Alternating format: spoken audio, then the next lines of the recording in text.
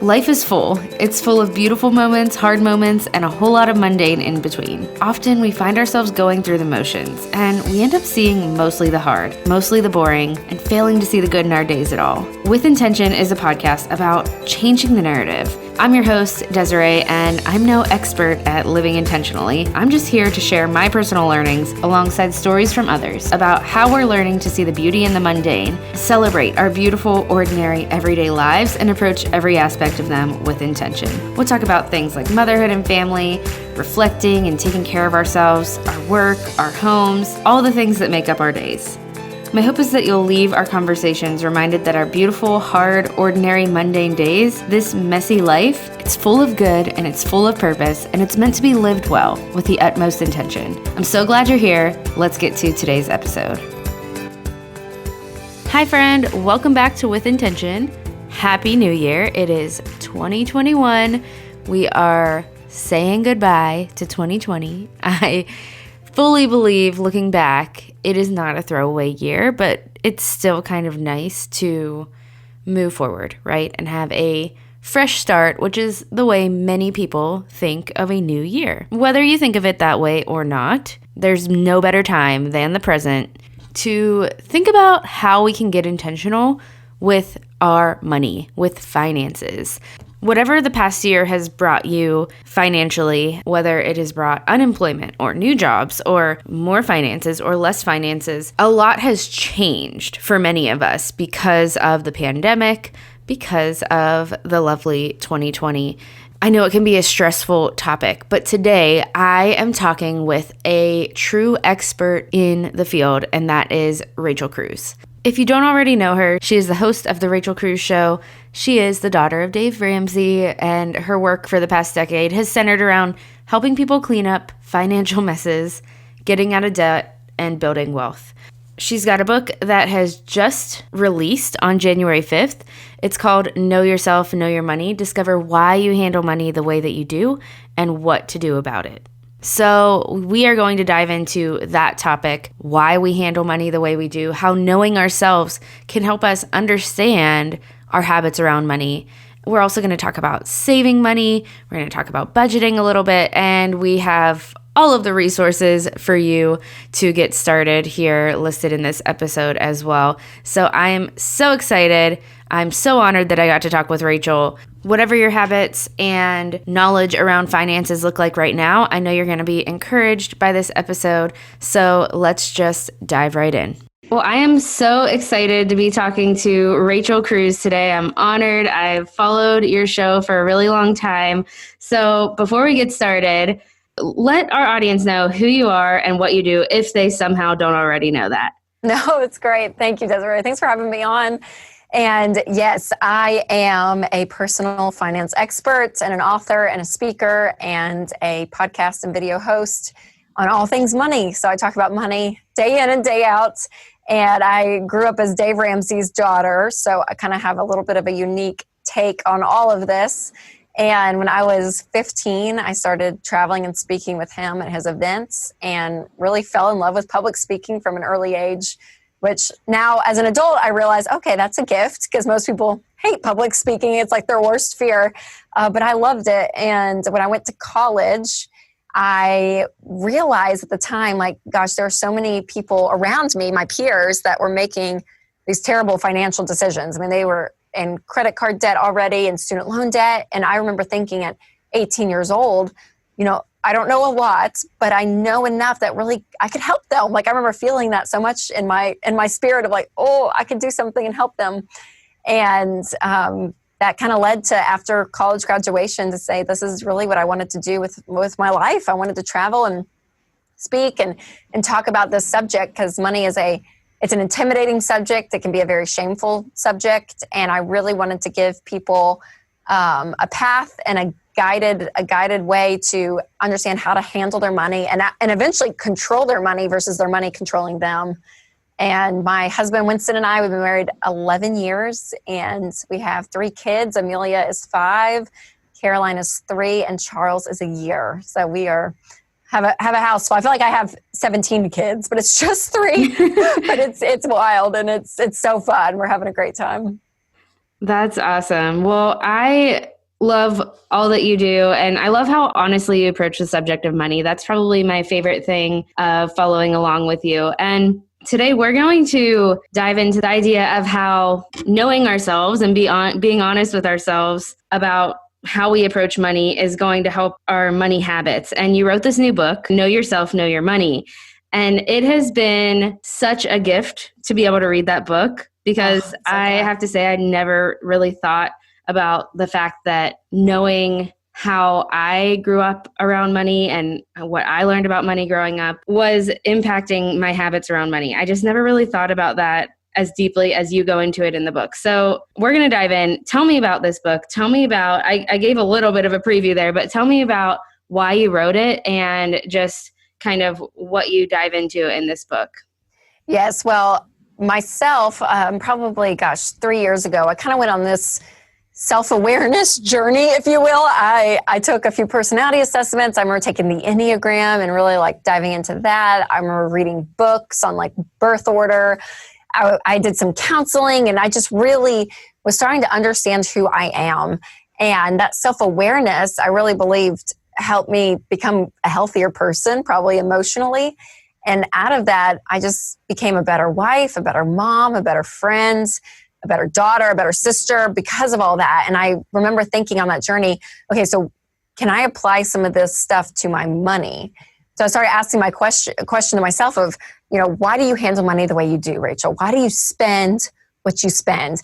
During the pandemic, why are you on the Amazon app buying things all the time? Like, why? I started asking myself that, and it kind of led in this black hole of all these thoughts and research and everything. And I thought, I have to write a book about this, because for a decade now, I've been teaching people how to handle money. I've been teaching them how to budget, how to get out of debt, how to build an emergency fund, how to invest, how to give, how to refinance, like how to, and never really dug underneath that surface into the why. Why do we do these things? Because personal finance, it's 80% behavior. It's only 20% head knowledge. So you can understand what we teach, because thankfully a lot of our money principles are just common sense. They're not hard to understand, but doing it is really difficult, changing that behavior. And so I thought, I need to dive into the behavior side of it, like the why we do things. And it's been such a fun journey. So yeah, I mean, everything from your childhood home to your tendencies, to your fears, to your dreams.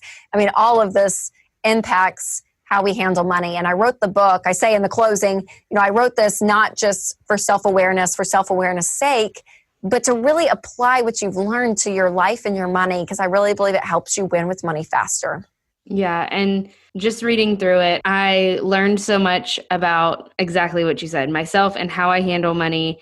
And I can totally relate to the whole comfort buying on Amazon. I have been there and I was there, even though I know, that's not productive, but so true. The more we look into knowing who we are, yes, it really just makes a difference in how we can start to change those behaviors. And like you said, I'm like, it's so funny because I'm like, we know this stuff, right? Like it's in our heads, we know it, but doing it's what's difficult, and asking that why. I mean, like the Amazon, we laugh about it, but I did it. I mean, literally, I remember one time during the pandemic, I was like, Rachel, why do you keep going on Amazon and like one-click purchasing everything? And I was like, because I'm bored. I'm like, okay, why am I okay? Why am I not okay being bored? I'm like, because I don't want to just sit with myself and my thoughts. Like, you know what I mean? Like you just get to the root of so much of who you are by just asking that question. Oh my goodness. Yes, I can relate fully. One thing that you talk about in the book is money classrooms. And that's like the first thing you dive into. And I think it's so interesting. So can you talk about that a little bit? Just how we learn about money through our childhood and these different money classrooms that you kind of outline in the book. Yes. Well, when it comes to your childhood home, I feel like some people cringe and they're like, no, like I don't want to go back and think about that. But really understanding, when it comes to your parents and your upbringing, you're not here to bash them. You're not here to defend them. You're here to just tell the truth. And the more truthful you can be, the more these light bulb moments will happen in your life where you're like, okay, I get it now. I see it now. Because money is communicated in two ways in a household. It's communicated emotionally and it's communicated verbally. So verbally, it can be open or closed. Emotionally, it can be stressed or calm. And so the first money classroom, as I was doing it, I was like, oh, wow, this creates a quadrant. And I was like, oh, thank you, Jesus. I have a graph. I love a graph. And so it's really easy to see how these connect, because that first quadrant is the anxious classroom. And this is where, if you grew up in a home where money was never talked about, verbally closed, but emotionally stressed, and you could just feel tension, you could feel stress. Maybe you couldn't pinpoint why, but you knew something was happening, but you didn't know because no one talked about it. Classroom 2 is the unstable money classroom, and this is where communication was open, but the verbal communication was open, but the emotional level was extremely stressed. So this is a home where you probably heard your parents fight about money, may have been a little bit of a volatile subject. It could be that you heard your parents have the same money fight over and over again. Now it's very much the unstable money classroom. The third money classroom is the unaware classroom. And this is where it's verbally closed, but emotionally calm. So you could say your head's kind of in the sand of, you just didn't think about money. It wasn't an issue at all because you just didn't know about it. And then the fourth money classroom is the healthiest. And that is when when it's verbally open and emotionally calm. And so being in this classroom, it doesn't take a lot of money to be in this classroom. Some people just assume, if I had a lot of money, it would be okay. And that's not the case. You could have $10 or $10 million, but as long as it's a controlled environment with money, that stress is lowered and it's calm and it's open and talked about. So kind of putting yourself in one of those four is important because they all come with weaknesses. And I think when you can address that, it can help you move forward. Definitely. So I am going to kind of use my own personal example. I'd say that I grew up in more of an unstable money classroom. Just to give kind of an example of even one of those, what are some typical behaviors that go along with each classroom, I guess, is what I'm trying to say. Whenever we kind of identify that we're in a classroom, what's the next step there? Yes. Yeah. Well, there's a couple of weaknesses that come with each one. And what's interesting, though, is some people in their adulthood, they've either emulated a lot of what they had growing up, or they've done the exact opposite of what their parents did. And so I kind of find these two extremes, which is just interesting. But for the unstable classroom, there's a lot of people that will not bring up money problems and situations with their spouse because they don't want it to lead to conflict, because they associate money conversations with conflict and this kind of volatility, and that it can never be stable. And so they just retreat back and they don't engage in conflict because they've seen it be done in an unhealthy way. And so that's the unstable classroom. The unaware classroom, this easily, I've talked to people and they can just easily say, oh yeah, everything's going to be fine. I don't want to worry about it, because everything felt at peace. Even if their parents weren't doing well financially, they didn't know about it growing up. So this level of peace they want to try to keep. And so these are people that will have a spouse that, maybe takes control of the money and does the money. And that person that grew up in the unaware classroom, it's easy for them to say, yeah, they'll just take care of it. I'm fine. It's kind of like this ignorance is bliss, and that's not the case. Or again, the opposite effect of that is that they want to control a lot of it because they were so out of the loop. They now have this sense of I want to control every detail, to the point of legalism on an extreme level. The anxious classroom, these people find it very difficult to know how to communicate, to even know how to verbalize what they're feeling, because they grew up in a home that it was never talked about. And then even that secure money classroom, this can be a difficult one, because as a child, if you came out of that, what a blessing and what a great thing. But also there can be a level of you didn't see the sacrifices your parents made. There's a level of work that goes in to create that secure money classroom. And some people just assume that's how I grew up, that's how it is, it's no big deal. But it doesn't just come naturally. You actually have to put the effort and the work behind it.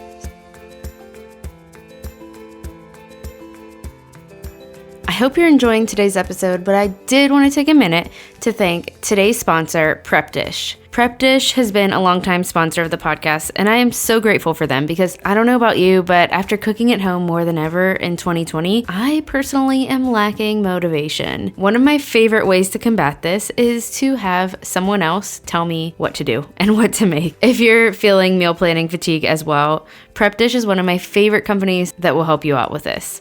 Prepdish is a meal planning service, and they send you an email with a meal plan, a grocery list, and prep ahead instructions every single week so that all of your meals are planned out and completely ready for the week. You can even choose from gluten-free, paleo, and keto options. It makes eating healthy so much easier, and the meals are also delicious. I love that there's no guesswork when it comes to actual mealtime each day because as a busy mom who works full time, everyone, including myself sometimes, gets a little cranky around this time of day, and I know I'm not alone in this.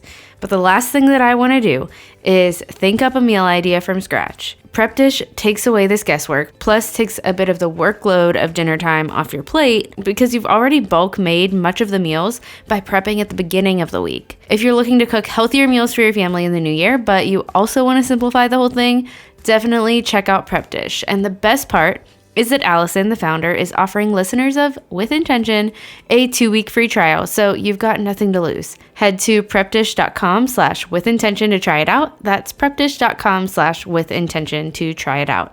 All right, let's get back to today's episode. So good. So, kind of still talking about these money classrooms, I want to talk a little bit about when this comes out, we will just have gotten past the holidays. So maybe we're in a better place where we can start thinking about saving money if that's something that we've struggled with in the past. But also, we've gone through almost a year of pandemic craziness and the economy is a little bit unstable and it's probably an important time to be thinking about saving money. So which of these classrooms would you say, if there is, just one or a few, it tends to be less of savers? And what can we do if we are? I know I've always struggled to save money. It's something that, just as I started following you and following your dad and kind of going through the baby steps, it's something I only just started thinking about. So what can we do if we struggle with saving money? What are some steps we can take?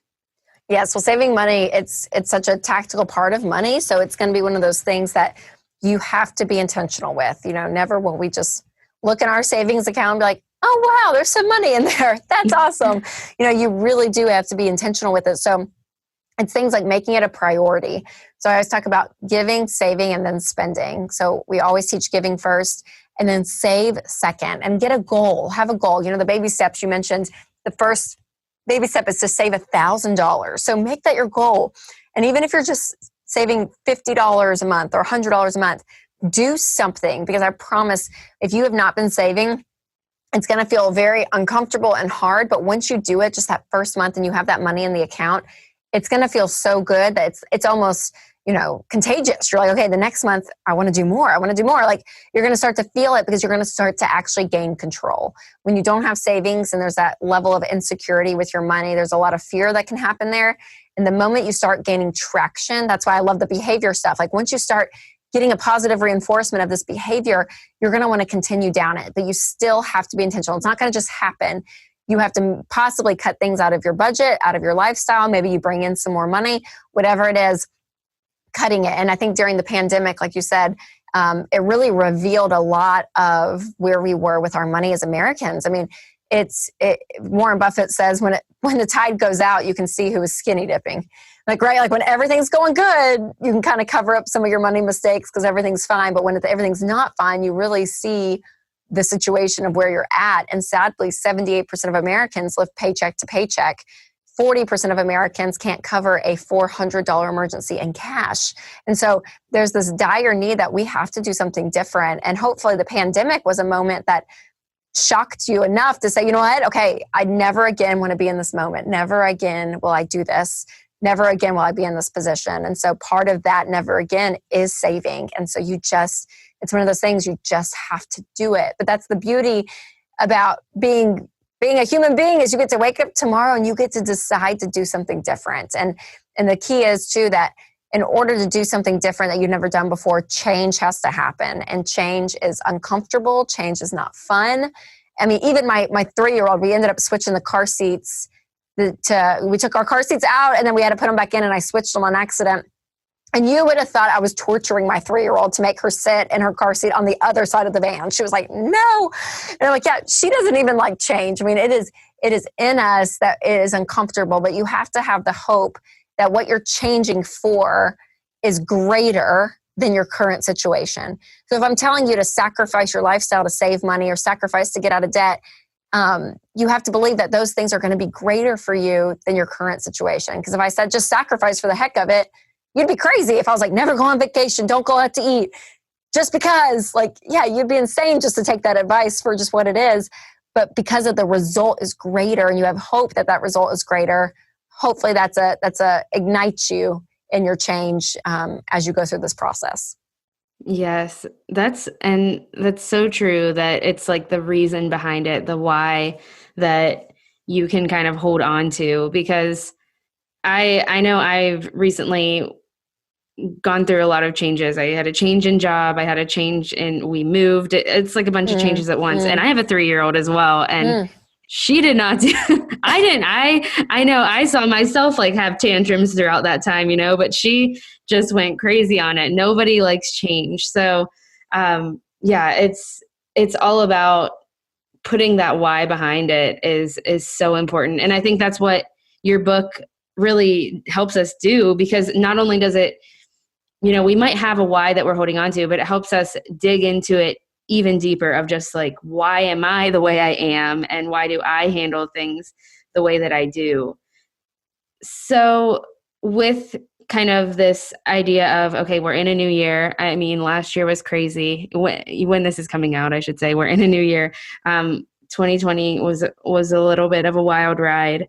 Maybe this is the year that someone wants to take control of their money and, get to know themselves and change money habits. And I know we talked about this a little bit with spending, but when it comes to like money habits in general and changing money habits in general, what would you say is like a couple of steps that someone can take to change a bad habit that they have with money? Yes, I think that you have to be at a place in your life where you're ready for it. I think that you can wonder your way, into debt and into bad money decisions, but you can't just wonder your way out. You have to be willing to do the work. And so when you're at that point, you're like, I'm going to change. I would say a couple of things. I'd say get some good resources around you, read Ramsey Solutions. This is all we do. So I would point you to us for sure. I'm like, get the budgeting app. Go through Financial Peace University, buy some books if you want to read through it all, or just go online. We have tons of free content. Listen to the podcast, like get some things around you, some resources around you to help you in the journey, because you're going to be able to be motivated and guided along that path. You're not on your own. And I think sometimes when you feel isolated and alone, you don't even know where to start and where to begin. And so we walk through the 7 baby steps, and it's really 7 steps to become financially free. And it starts with that $1,000 emergency fund and into getting out of debt, and then funding a fully funded emergency fund after that, and then on to retirement, kids' college, paying off the house, all of it. And really walking a path is going to help you kind of check mark your way through it. So I would say get resources, get that plan, and begin that way. I'd also say have some people in your life that you can do this with. If you have a spouse, do it together, work as a team. And this could be a whole other podcast talking about spouses and money and all of it, because there's a lot there for sure. But if you can do it with your spouse and being on the same team, and it will literally change your marriage. Like when you get on the same page about something and you sacrifice together, it's an incredible feat, and it's amazing. If you're single, have friends around you that know what you're doing, that can ask you questions and encourage you on. So that would be some big things. And then I would say tactically as well, we've mentioned it a few times, but just the budget. Like this is like the tried and true 101 thing that you can do tonight. We have an app called Everydollar. It's free, so download it and start your first budget and give yourself 3 months to get it to work, because it's going to be a little crazy if you've never budgeted before, but give yourself grace. And this will be really that first tangible step to say, you know what, I'm going to get in control of my money. I'm going to learn how to live on less than I make. I'm going to learn how to have boundaries. I'm going to learn where I can spend and actually spend money without guilt or without shame and no questions because it's in the budget. Like, you're going to have this whole new world of controlling your money when you do the budget. Yes, I love it. I can vouch for the Everydollar app 100%. I love it so much. I use it daily. So, I just am pushing people your way, basically. No, it's great. No, and I would say resources. Yeah, I would say this too. I naturally am a spender. I'm naturally a free spirit. So I'm telling you, I am not like this like money nerd that like loves to save money all the time and budget. Like, I'm the opposite. I'm like, I just want to spend money, and details and all that stresses me out. So if that's you out there, I'm you. So if I can do it, you can do it. And the crazy thing is, I wonder if you feel this way, Desiree, but like, if the budget was taken from you, for me, I'm like, I don't even know what I would do. Like, it literally is my guiding path to my money in everyday purchases. I love it so much. Yes, I do feel that way. It would be like full on anarchy with money. For me, it's just, I don't know. I would probably spend everything without even knowing it. But I guess I do know what I would do. That's probably what it would be. Thank you so much for this conversation. I know it's going to encourage people with a new year and such important goals. Like, money goals are such important goals to make. I have 2 questions I want to ask you quickly, just 2 questions I ask every guest, but where can people find your book? Yes, they can go to rachelcruze.com or anywhere books are sold. Okay, awesome. And I will also link it in the show notes, of course. Thank you. The 2 questions I always end with, and I love to hear from every guest that I have. First one is, what is one way that you choose intention in your daily life? I would say I have to schedule it for me. So for me, I know early morning is the best time to have, for me, intentional. When you say intention, for me, it's intentional time by myself. And so whether that's journaling or reading or anything, like I know I need that time, and I make a very intentional effort for that. So I do it, but I schedule it. Yeah, I can fully relate. And then the second question I have is, what is something that you're loving right now? Something I'm loving right now. This is the most random thing in the world, Desiree, but it's just true. Okay, I have this thing called the makeup eraser. Oh, wow. And it's this cloth, and all you do is use water with it, but it's like this microfiber cloth. I don't even know. I got it off Amazon. And it's amazing. Like, I've had makeup remover stuff that's like, you know, a pad or a wipe or whatever. This thing will take off mascara, anything in like 3 swipes. I'm obsessed with it. I love it.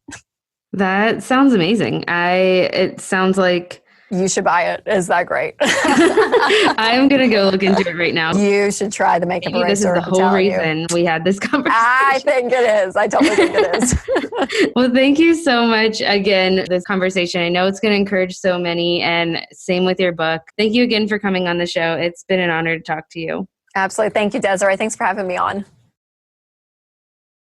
I hope you enjoyed today's episode. Thank you so much for being here and for listening in. If you found value in today's episode, could you share it with a friend or share it on Instagram or wherever you like to share things? That just helps get more eyes and ears on the podcast, and I am extremely grateful for that. I like to end each episode with a challenge, and you can take it or leave it, of course. But this is just a way to apply what you might have learned today or what you heard today.